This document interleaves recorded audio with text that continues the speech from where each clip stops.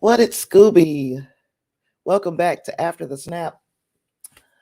I guess you know who I am because it's like right there. It's right there. So I'm Tasha Pierce. I'm your host, and what we do here on Fridays is we watch a film. Usually it's one of the big budget films, but today it is a Netflix movie. Um, and then we discussed the film review in a non-spoiler way, no spoilers, and then I rate it. You see how simple it is? It's real easy, real straightforward. Film review Friday. This is what I do. Yeah, on Fridays. So, welcome if this is your first time. If not, welcome back. Do me a favor if you're here, go ahead and hit the like button. Subscribe to the channel if you haven't already done so. Turn your notifications on so you'll know the next time I produce some type of content. And yeah, it's real simple, real easy. We're going to get into The Power of the Dog. That is this week's movie. It's a Netflix original. And yeah, first of all, let me know in the comments or in the chat if you watch The Power of the Dog. If you haven't, do you have any intention of watching it? And if you have, without dropping any spoilers, what did you think? Do that in the comments below while I go ahead and get things started. Power of the Dog.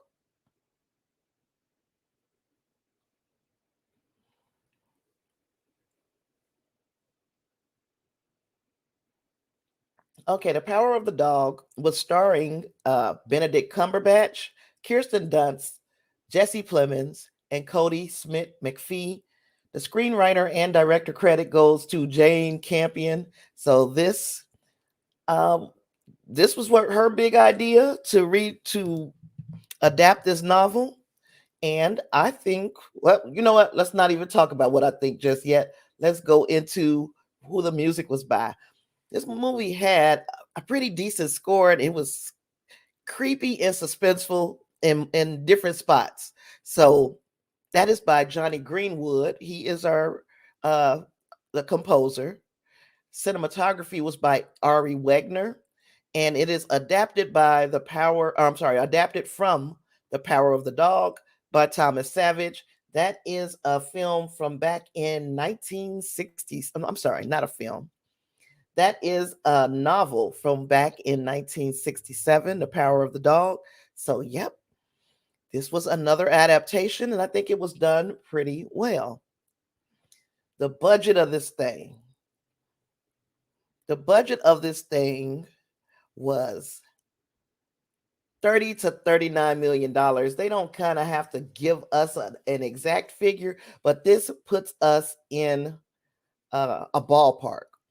We know it was close between 30 and 40 million dollars, right?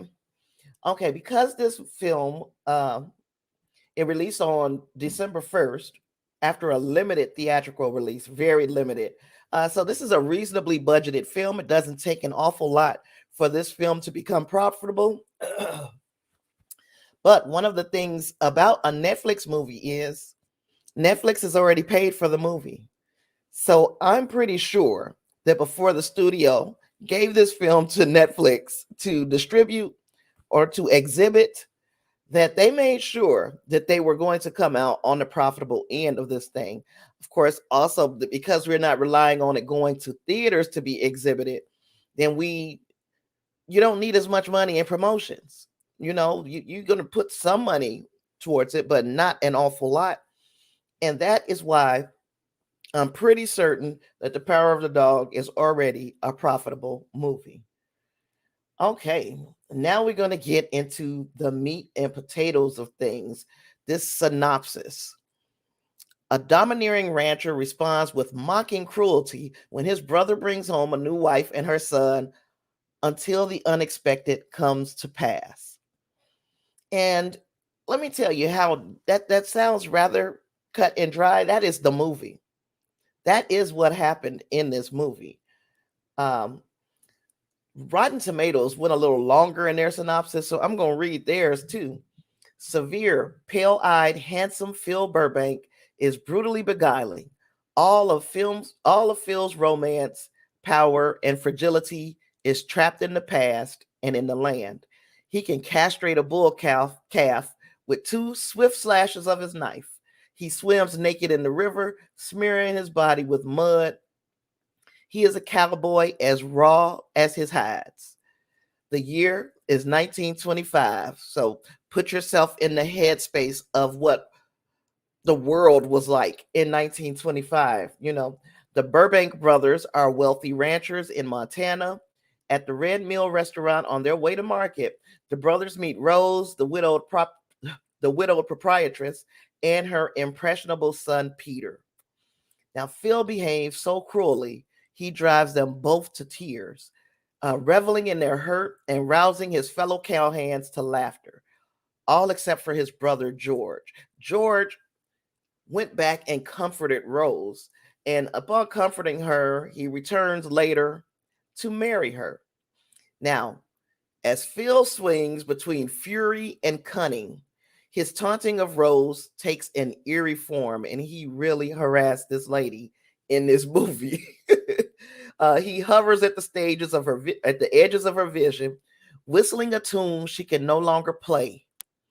And he was really the psychiatric or the psychological torture that he put on this woman was terrible.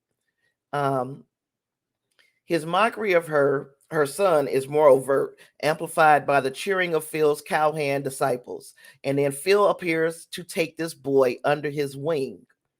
Is this latest gesture a softening that leaves Phil exposed, or a plot twisting further into menace? And yes, while it's a whole lot, it's a big mouthful of things to say, that also is the film. And if you watch it, you'll see that um, Phil, played by Benedict Cumberbatch, was he wasn't nobody to like in this movie. Nobody to like at all. He was grade A, just grade A asshole in this movie. Okay, well, let's move on. Now we're going to get into the review. We got the money out the way. We've got the synopsis out of the way. Now we're going to start talking about what I thought of this movie, what you might encounter if you decide to watch it. First and foremost, the pace of this movie is very slow in the beginning. It is a very, it takes its time getting to what the point of this whole thing is. And it also begins as sort of a character study. We meet each one of the characters that are represented in Benedict Cumberbatch, Kirsten Dunst, Jesse Plemons, and Cody Smith McPhee. We meet each one of their characters and we learn a little bit about them. And it was abundantly clear, just like I just said, that Phil is an asshole. Benedict Cumberbatch played the Phil character so spot on, yet it feels so foreign to see Benedict Cumberbatch in a role of a person that there was nothing likable about. Nothing likable about this character at all. At all. Okay, and then we find out that because of this slow pace and because of this building of each character, the performances are going to have to really be strong. And for the most part, the performances were. They kept my interest through this beginning period of the movie where you trying to understand what the hell is going on. The cinematography also was a draw for me.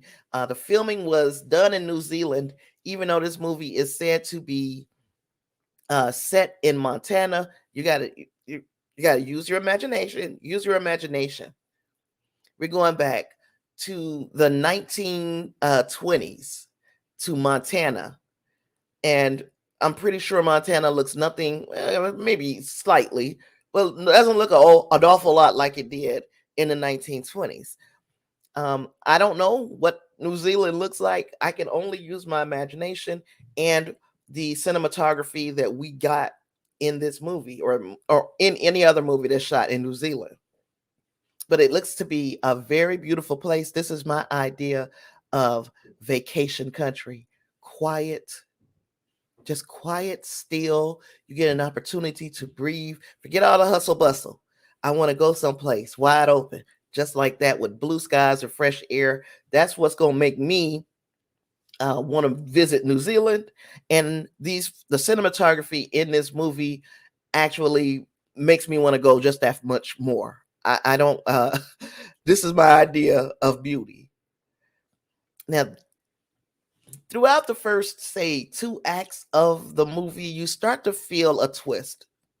And I don't know if this was unique to me, but I saw the twist coming a mile away.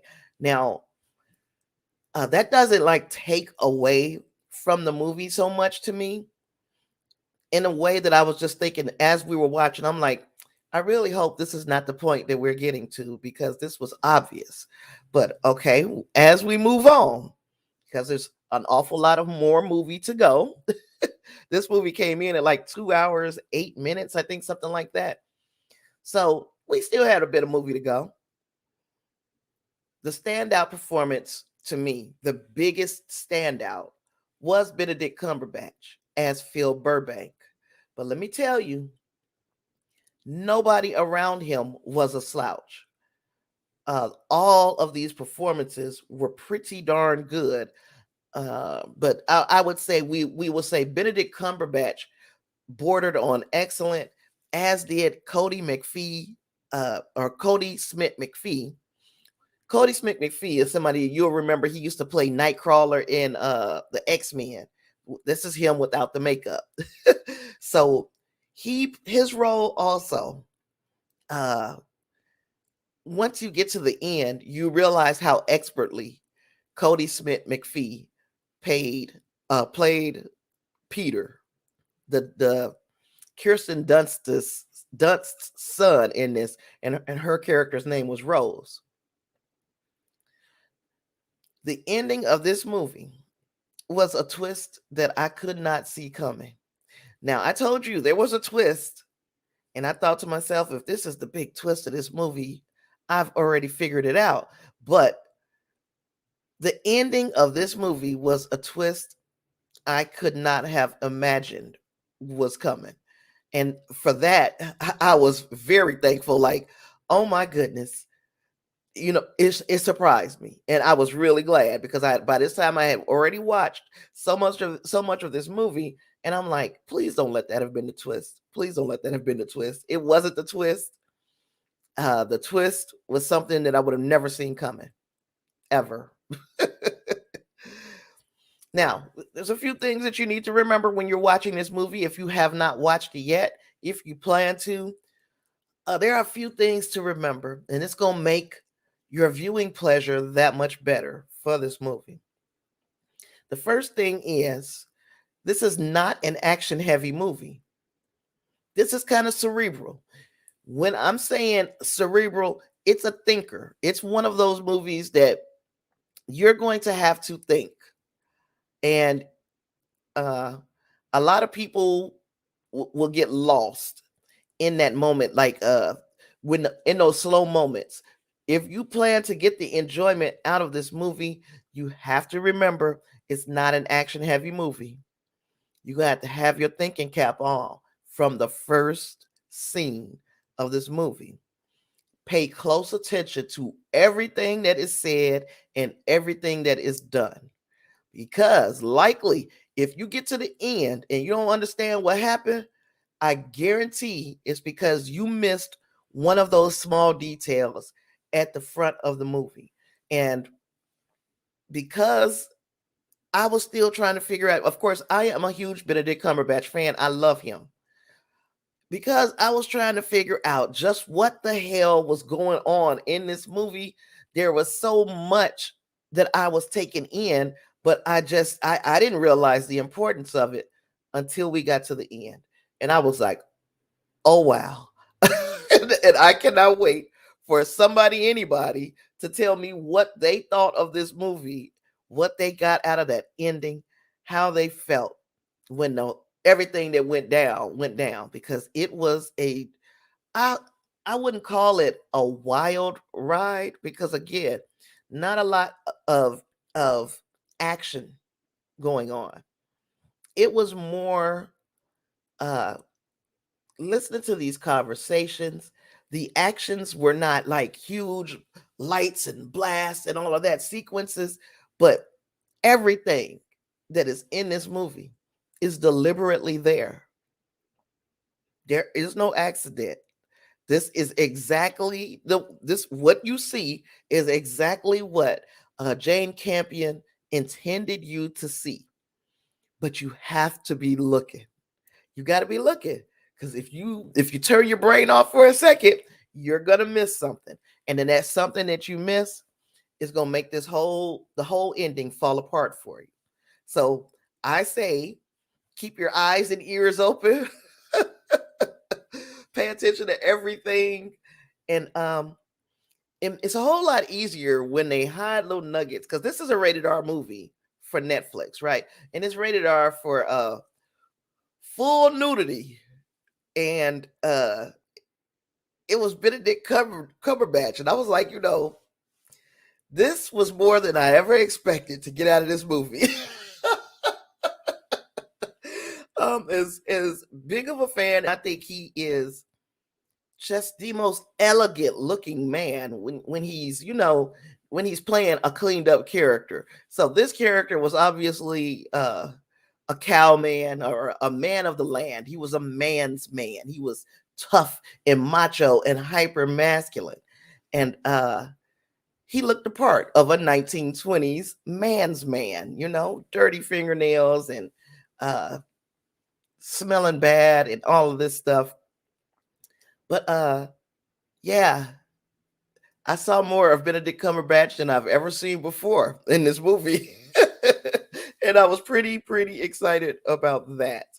Uh Now, the first two parts of this movie hammered home that Cumberbatch's Phil Burbank is a jerk, like a huge jerk. And we kind of knew that Cumberbatch would be playing a jerk because he been a dick.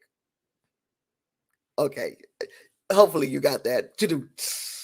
Oh, but as the movie progresses, we learn that there are layers to this man. Uh, he he was more complex than he appeared, and it was while we peeled these layers back that you might even start to pity Phil. Now, Phil is an asshole.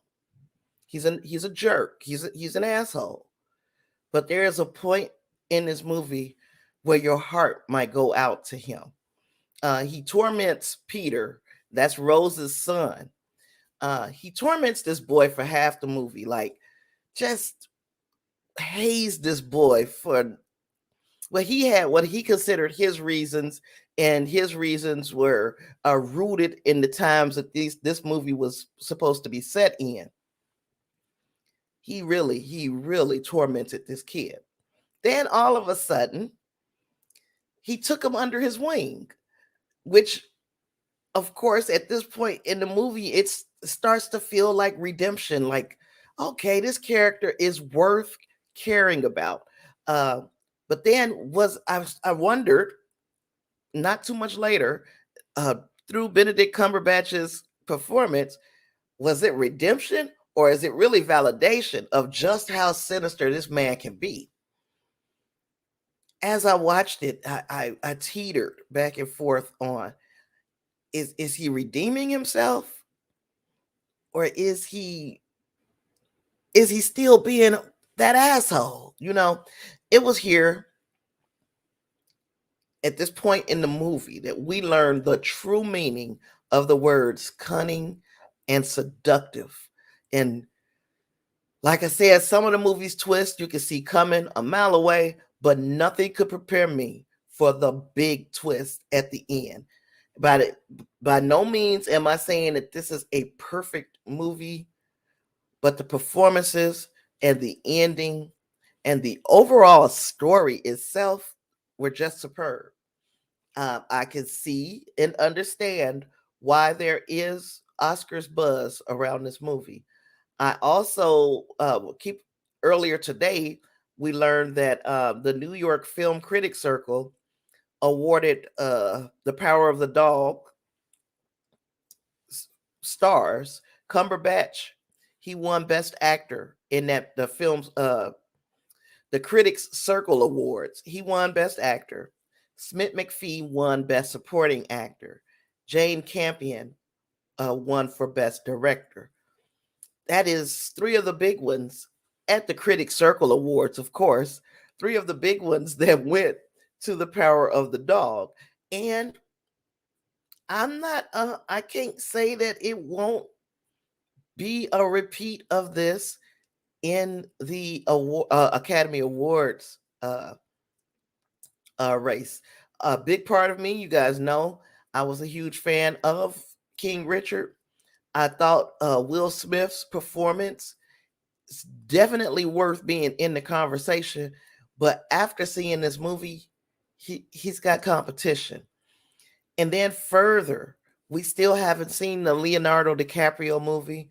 We still haven't seen West Side Story, which is getting an awful lot of buzz. Uh, there are still some performances out there that I have not seen. And I'm saying that Will Smith now, this right here is a race. I hear that Andrew Garfield is supposed to have a phenomenal performance in a movie this year. Can't remember what the name of the movie was, but Andrew Garfield. Then I was hearing Matt Damon from The Last Duel. I was hearing a lot of buzz about that movie. Those are some that I haven't seen. This one I have. And this one I'm saying there is some competition. There might be a new sheriff in town when we're talking about best actor at the Academy Awards. And I really hate to say that.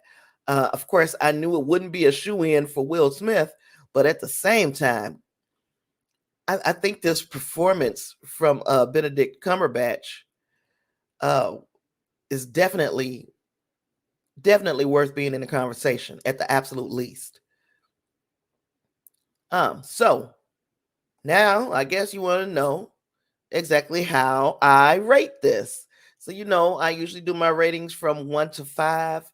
One being, not so great. 5 being the absolute best thing, or I ain't gonna say the best thing I've seen this year, but a fantastic, nearly perfect movie. This one, I'm giving 4. 4 stars out of 5. Again, not a perfect movie. The pace is going to lose a few people. The plot, the story itself is going to lose a few people. But at the same time, if you give this movie an opportunity and you watch it and you watch it with intention of finding out what's going on, you are going to say this is one of the best performances of the year, or you will at least appreciate the amount of effort that went into the story and the efforts of Benedict Cumberbatch, Cody Smith McPhee, Kirsten Dunst, because there's a stage at this in the point in the movie where Kirsten Dunst, her character Rose, is so rattled by Phil Burbank, who is Benedict Cumberbatch's character, that she begins drinking. Literally drives this woman to alcoholism. So keep your eye on how he torments these people.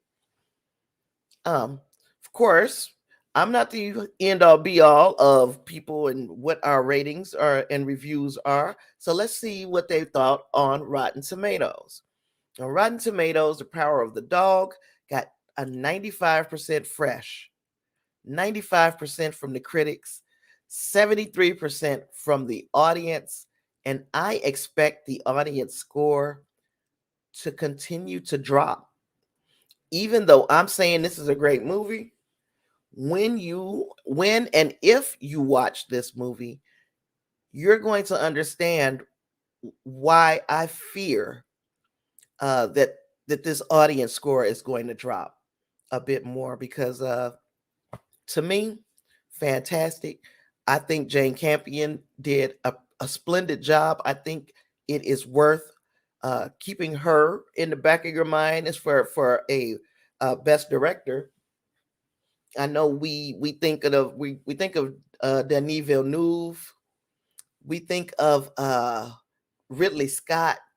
Ridley Scott had like two movies that he could potentially be nominated for. You know, you think of a lot of a lot of different names, and you can add one more to your list, and that's Jane Campion for this Power of the Dog.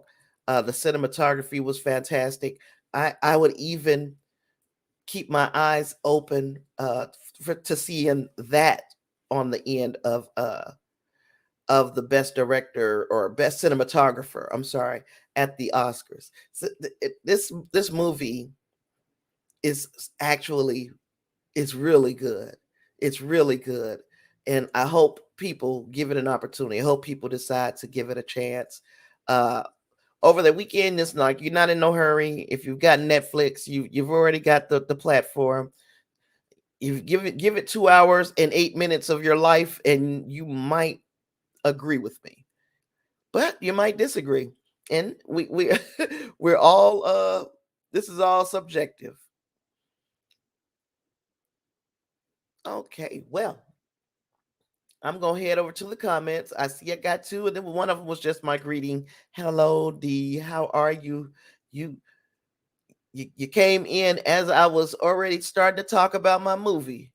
Reinhardt said he might watch it. How's it going, Reinhardt? So yeah, hopefully give it an opportunity. And if you do or don't like it, let me know. You can do that by writing or sending me an email at sinister.media.network@gmail.com. Before I start doing all of that, though, I need to say thanks to my patrons. So thank you for the people who are supporting me as I continue to try to grow this platform. We got Emily T, Eileen M, Clarence B. Those are all Eternals level uh donators. They are Eternals level producers on my show. We got Libra Spirits, and Larry E is my new one. So thank you, Reinhardt. Libra Spirits and Larry are the Avengers level supporters. I appreciate you. And I'm going to tell you how you can also support my channel as a patron. You can go to patreon.com/Tasha Pierce. Um, there are several tiers. Some of them are very, very low, and some of them are astronomically high. Girl, got to keep hope alive, right? I gotta hope. So somebody might say, I'm gonna give her this big, crazy amount of money. Keep hope alive. Feedback and suggestions again can go to sinister.media.network@gmail.com. You can follow me on my social medias, on Twitter, on Facebook. I don't do an awful lot on Instagram, but a little birdie is telling me I need to. So you might be able to find me on Instagram as well. And then subscribe to me on YouTube if you've not found me on YouTube. If you stumbled across me somewhere else, you can do me the big favor of heading over to my YouTube channel called After the Snap and hit me with a subscribe, turn your notifications on, and like this video wherever you're watching it. It really helps me because yeah, I want to see these film reviews move up and hit a few new uh eyeballs, and you guys can help me simply by commenting, simply by liking and sharing my content. And I got a weekly schedule. This is what we're doing all week long until maybe further notice. It might be in the future this could change, but right now these days and times are still exactly when you'll find me uh, going live For Stream Something Sunday, we do that at 3 p.m. on Sundays. That's when we talk about streaming series. We do recaps and discussions on a list of series, and you would always be able to find those things on the thumbnail of the live stream. And More Than a Movie Monday is where we talk about documentaries, biopics, anything that's said to be rooted in fact. And when it's more than a movie, we talk about it on Monday. The midweek meltdown is Wednesday, where we catch up on the first part of the week's entertainment news. Then, of course, you found me here, Film Review Friday. We find a film, we review it, and hopefully somebody takes me up on a suggestion when I have a good one, like The Power of the Dog, or you tell me what you think when you don't agree for a certain movie, like say Karen. That was the biggest dumpster fire of the year. If you feel different, I'd love to hear about it. And then the weekly wrap up is tomorrow. That is Saturdays at 3 p.m. That is where we just wrap the whole week up of entertainment news. There is an awful lot to talk about this week. And tomorrow is also Jay-Z's birthday. And if you know that I'm a hip hop head, then you might understand why that's of utmost importance to me. Might not be that important to you. Happy birthday to Jay-Z. So, do I have any? Oh, Dee says she's going to try it out. Well, good. Hopefully, you guys like it. Um, got any other questions, comments, concerns, anything you want to talk about before I cut up out of here? It was a quick one today. I'll wait.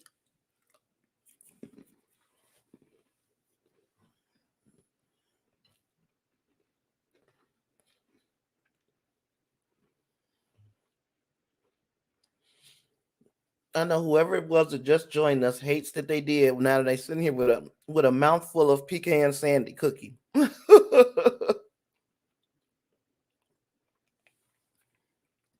Oh, you say you got Disney?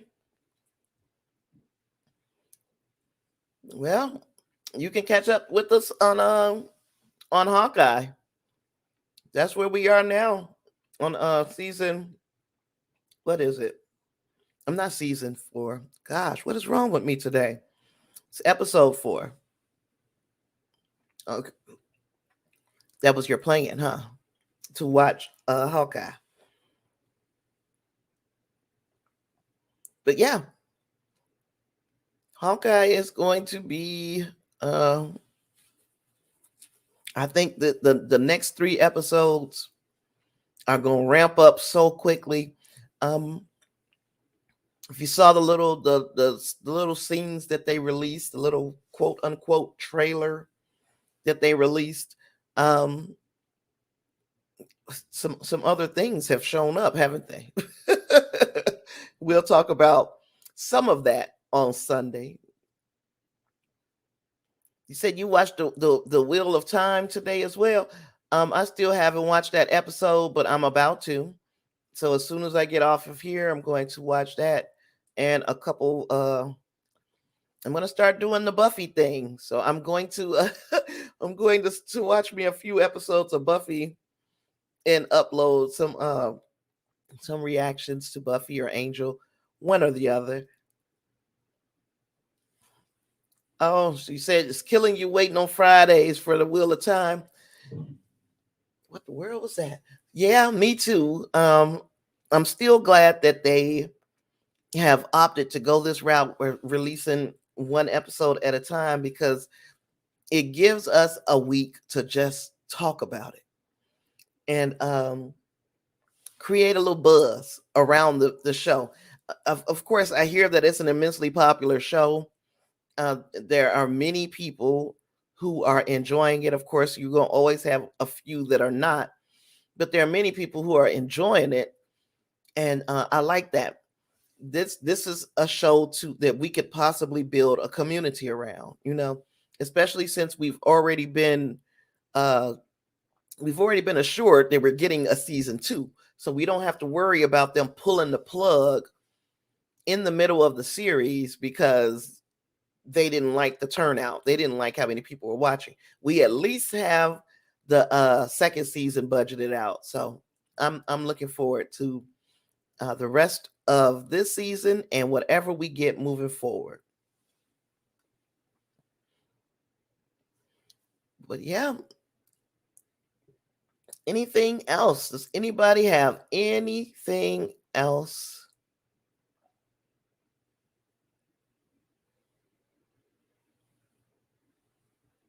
Well, good. I guess I can get up out of here. It has been real. I hope that everybody gives an opportunity to Benedict Cumberbatch, Kirsten Dunst, Jesse Plemons, Cody Smith McPhee. I hope that everybody gives that an opportunity this weekend. Oh, Reinhardt, you said you've been watching The Wheel of Time too. It's something I'm telling you. It is a TV show to build a community around. And while of course we know that it's too early to talk spoilers for The Wheel of Time. I wish this conversation were happening on Sunday instead of right now. It's a whole lot that I'd like to say. Too early to drop spoilers, and I can't drop too much of a spoiler because I haven't watched this week's episode. It is a good show though. And by the way, when we're talking about on Sunday, Stream Something Sunday is a spoiler loaded. It is, girl, are you crazy? I appreciate it. Thank you so much. That really helps. You just don't understand how much. But yeah, on Sundays when we do Stream Something Sundays, we dropping spoilers all day. It's just spoiler, spoiler, spoiler. So don't ever come to Stream Something Sunday thinking that I'm going to tiptoe around the details. Those details, we trample all over the details on Stream Something Sunday. Um, uh, Reinhardt said he's also started watching the last season of Lost in Space, and it's really good so far. I plan on doing that, but see, that's one of those shows that every episode drops. And if I'm not okay, I don't know where I would be or where would I would have to be able to watch every episode and get that series out of the way, unless it's only like five episodes. Now, if it's only like 5 episodes, I might be able to knock out 5 hours of watching Lost in Space, and then I will learn how this whole thing closes out with the Robinson family. But I really the big thing for me with Lost in Space is why is it done? you know, oh, Lost in Space. We're on season 3 of Lost in Space. Um, yeah, we're on season 3 of Lost in Space now. You say yeah, I knew it was the last season, Reinhardt. But yeah, I was disappointed that they were going to wrap this thing up in just 3 seasons. And I like the first 2 seasons. I am excited to see where we and I don't want to drop any spoilers. Uh I'm excited to see where we go from where we left off last season. Um Davina says she didn't watch that as a youngster.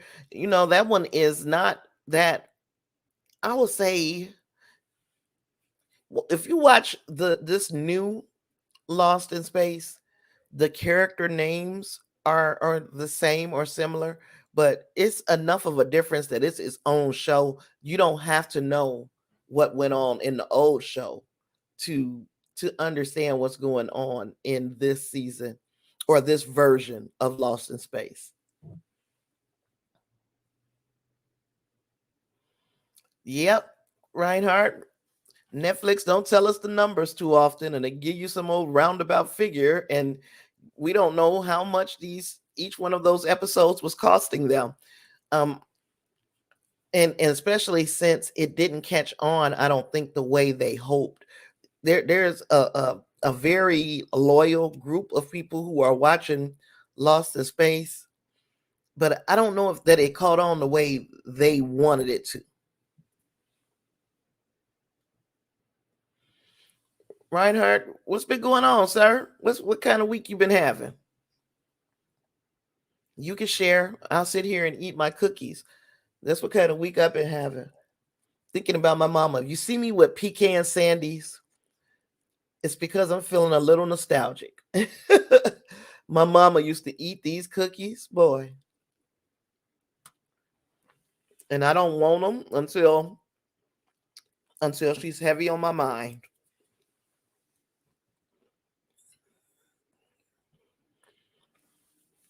Tell me about your hell of a weeks, Reinhardt.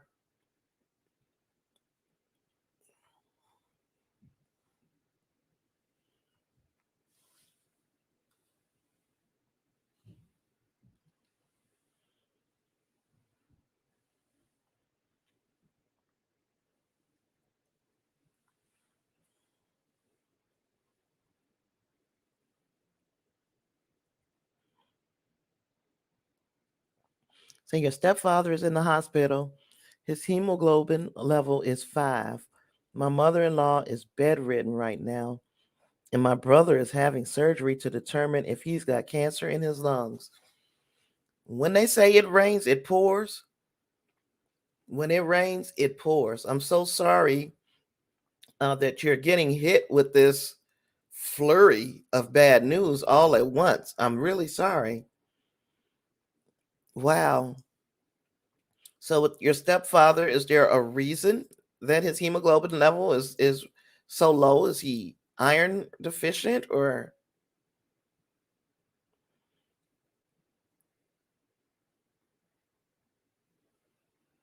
yeah? Venus says she's gonna keep you in her prayers. We will keep you in our prayers. And you say, sister, you ain't kidding. It's unfortunate.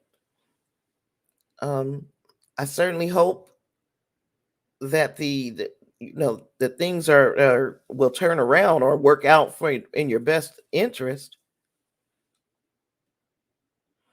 Oh, you say, yeah, he's iron deficient. I figured it, and they think he may also have cancer, but who knows? Whew, what a time of year. You start finding out all this foolishness at the end of one year so you can make sure to carry a bunch of bags with you into 2022. I really hope that this works out in a way that is amenable for your entire family because that is a lot to happen at one time. You know, if you even if you knew one thing for a month and the next thing for 2 months, all of this you like dealing with all of this at one time. That's heavy load.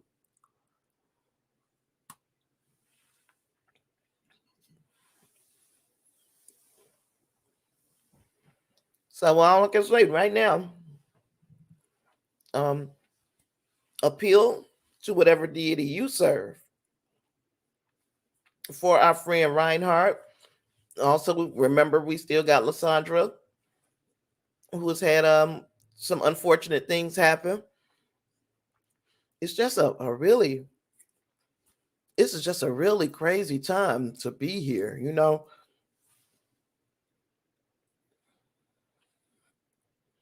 You said you make sure you try to stay as upbeat as you can because there's absolutely nothing you can control about this situation, period. I'm just trying to stay strong for everybody. And look out for you as well, though, sir, because you know who, if you're staying strong for everybody, who is staying strong for you? And that's something to think about. And Davina said, try to make some time for yourself when you can,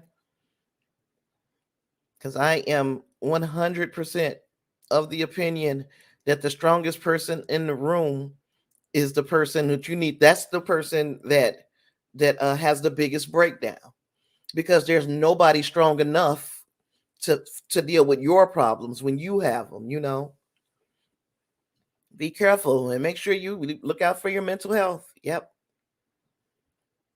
Because carrying a lot of stuff on you like that can make you sick.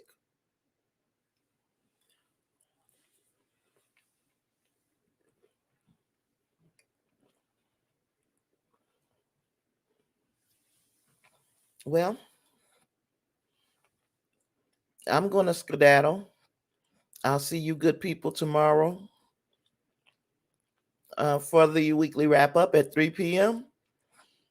Or whenever you see this, you can join us on any of our broadcasts. We're a friendly bunch.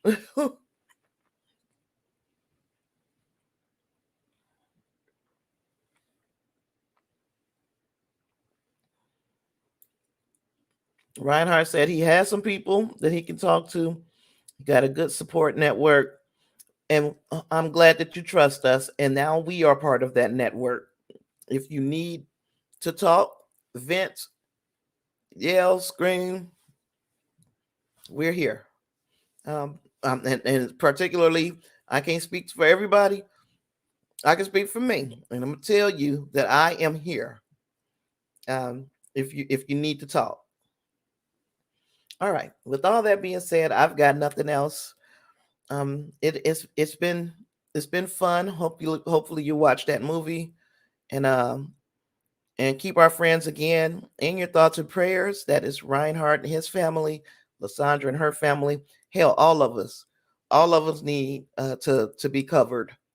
So if you'll do that, I promise you I'll continue to be putting these this content out. Now we're a family. Now we're a family. With all that being said, I got nothing else. I'll see you tomorrow at 3. Peace.